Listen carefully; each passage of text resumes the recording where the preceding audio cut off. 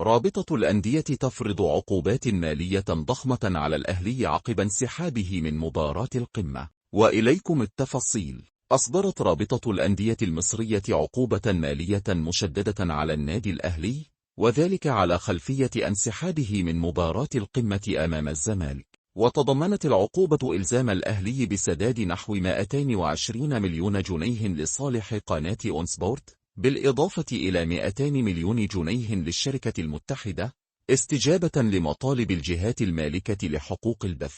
كما سيتحمل النادي تكلفة جميع اللافتات الإعلانية داخل الملعب، ليصل إجمالي الغرامات المفروضة إلى قرابة نصف مليار جنيه، وهو مبلغ يعد من بين الأعلى في تاريخ الكرة المصرية. وفي سياق متصل، عقد مجلس إدارة النادي الأهلي اجتماعا قرر خلاله التقدم بشكوى رسمية إلى اللجنة الأولمبية المصرية ضد اتحاد الكرة ورابطة الأندية، متهما إياهما بعدم الالتزام بتعيين حكام أجانب لمبارياته، وهو ما كان أحد مطالب النادي. ومن المتوقع أن تصدر الجهات المختصة قرارها النهائي بشأن المباراة، حيث تبقى الخيارات المطروحة إما باحتساب النتيجة لصالح الأهلي أو اتخاذ قرار بإعادة اللقاء.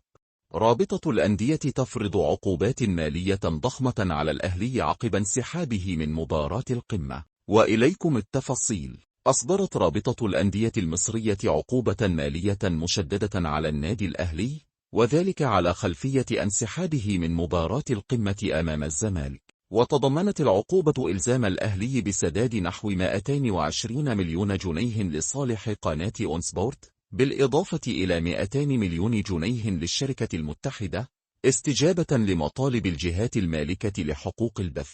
كما سيتحمل النادي تكلفة جميع اللافتات الإعلانية داخل الملعب، ليصل إجمالي الغرامات المفروضة إلى قرابة نصف مليار جنيه، وهو مبلغ يعد من بين الأعلى في تاريخ الكرة المصرية. وفي سياق متصل، عقد مجلس إدارة النادي الأهلي اجتماعا قرر خلاله التقدم بشكوى رسمية إلى اللجنة الأولمبية المصرية ضد اتحاد الكرة ورابطة الأندية، متهما إياهما بعدم الالتزام بتعيين حكام أجانب لمبارياته، وهو ما كان أحد مطالب النادي. ومن المتوقع أن تصدر الجهات المختصة قرارها النهائي بشأن المباراة، حيث تبقى الخيارات المطروحة إما باحتساب النتيجة لصالح الأهلي أو اتخاذ قرار بإعادة اللقاء.